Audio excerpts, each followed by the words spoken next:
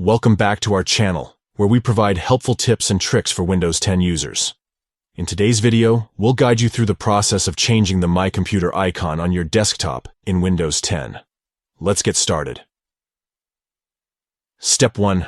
Press the Start button located at the bottom left corner of your screen. Step 2.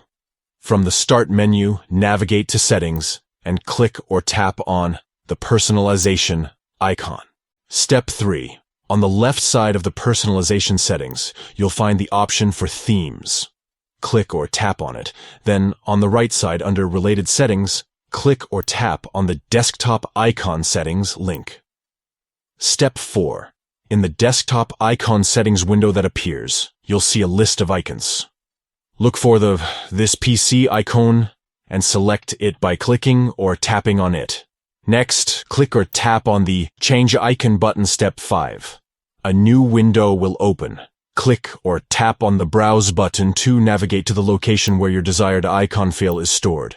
Select the .ico file or file, for example, DDORes.dll, that contains the icon you want to use.